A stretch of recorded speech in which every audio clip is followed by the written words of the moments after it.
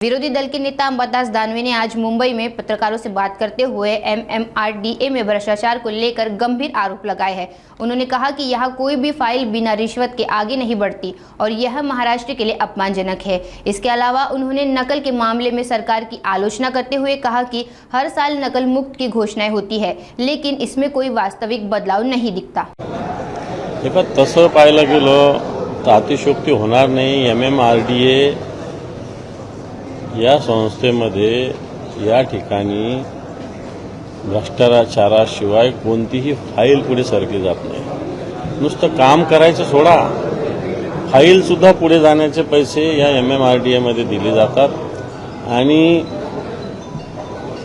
मी आता समर्थन करणार नाही, परंतु ठीक आहे इथे एखादी गोष्ट होती, परंतु प्रत्यक्षात परदेशी फ्रान्ससारख्या देशातून आलेल्या संस्थेला सुद्धा जर लाच मागितली जात असेल तर मला असं वाटतं या अधिकाऱ्यावर एमएमआरडीएच्या कडक कारवाई करण्याची आवश्यकता आहे। कारण आपल्या महाराष्ट्राची, आपल्या देशाची बदनामी या निमित्तानं झालेली असं मला वाटतं। सर, कॉपी मुक्त महाराष्ट्राची सरकारकडून वारंवार घोषणा देण्यात आली होती, मात्र 10वीची परीक्षा सुरू झाली आहे। आजच प्रकार समोर आले, जळगावमध्ये देखील कॉपी करताना मुलं आढळली, संभाजीनगरमध्ये देखील तेच प्रकार घडत आहेत। नेमकं सरकारचे गणित चुकतंय असं नाही, कॉपी मुक्त हे नुसते घोषणा दरवर्षी होत असतात।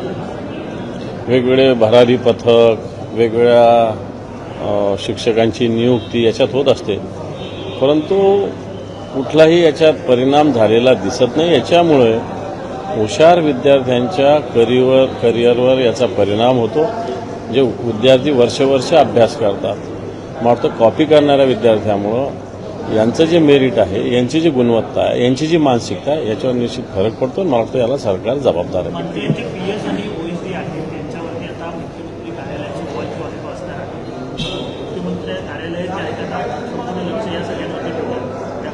असलंच पाहिजे, कारण कित्येक मंत्र्यांचे जे पीए असेल, ओएसडी असेल, हे दलालीचं काम करत होते।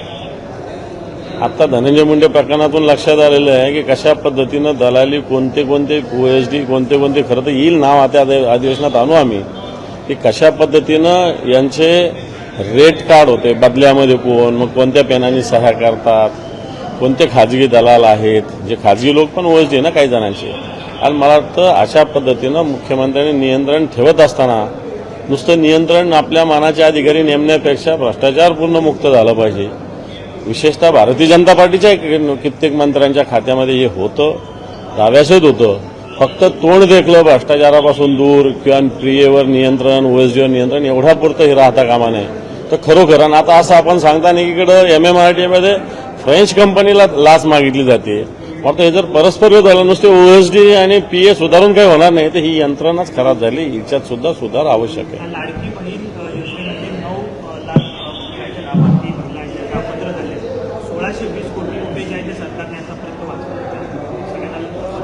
हे पण सरकार एक दिवस हीच योजना बंद करणार आहे। सरकारच कोणाला तरी कोर्टात पाठवलं आणि सरकारच ही योजना बंद करणार, कारण सरकारने मतं मिळवण्यासाठी इलेक्शन अजेंडा म्हणून या योजनेची अंमलबजावणी केली होती। त्या सरसकट सगळ्या लाडक्या बहिणींना निधी दिला। आता या लाडक्या बहिणी यांना सावत्र झालेल्या आहेत आणि आता यांचा निधी बंद करतायत। सरकारने आधीच का नाही केलं?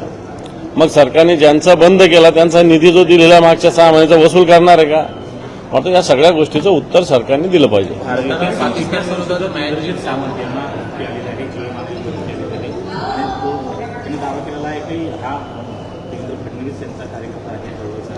मला माहिती नाही देवेंद्र फडणवीसांच्या जवळचा कार्यकर्ता, पण इंद्रजित सावंत एक इतिहासकार आहे। इतिहासकारांना आपल्या भूमिका ठेवण्याचा अधिकार आहे आणि त्यांनी जर चुकीची भूमिका ठेवली असेल तर आपली काय भूमिका आहे ती ठेवण्याचा अधिकार आपल्याला आहे। अशा पद्धतीनं धमक्या देणं, धाकदपटशा दाखवणं, तोही एखाद्या सत्ताधारी पक्षाच्या जवळच्या नेत्याचं असं सांगून करणं हे दुर्दैवी आहे।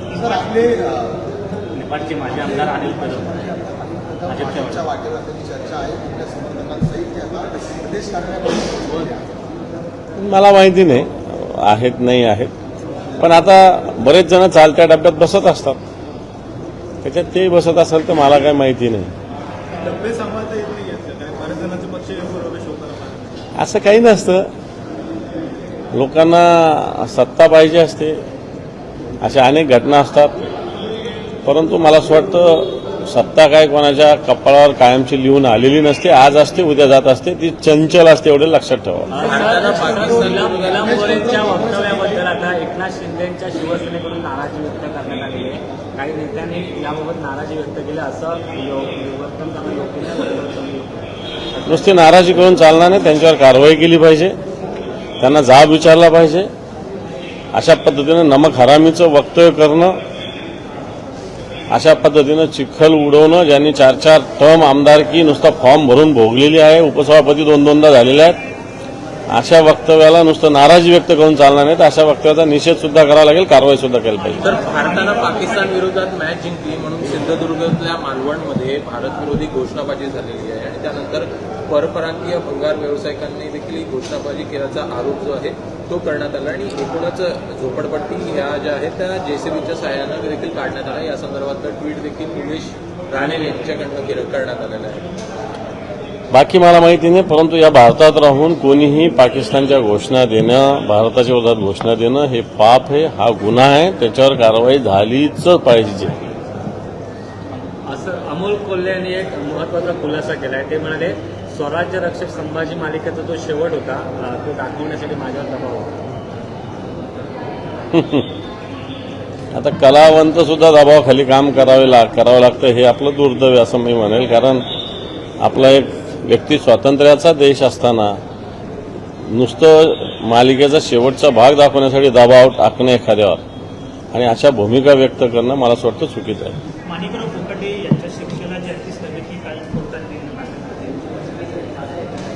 शिक्षेला स्थगिती दिली तरी शिक्षा काही संपली अशातला भागने स्थगिती झाली तरी काय शिक्षा नाही झाली असा त्याचा अर्थ होत नाही. वरच्या कोर्टात होईल, परंतु जो न्याय राहुल गांधींना लावला होता, जो न्याय सुनील केदारनं लावला होता, उलट विधानसभेचे अध्यक्ष असं म्हणतात की माझ्याकडे कोर्टाची प्रतच आलेली नाही.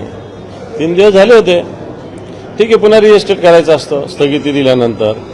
परंतु अशा पद्धतीनं ज्यांना कोणत्याही कोर्टाने आरोपी ठरवलेले अशा मंत्र्यांना मंत्रिमंडळात राहता कामा नये, अशा प्रकारचा एक संकेत आतापर्यंत आहे.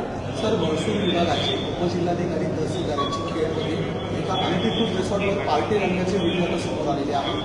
अशा प्रकारे बघता अनधिकृत रिसॉर्टचा मालकही या पार्टीमध्ये समोर उपजिल्हाधिकारी तहसीलदाराकडे फिरताना दिसला. अधिकाऱ्यांनी जबाबदारीने वागावं एवढंच मी सांगतो.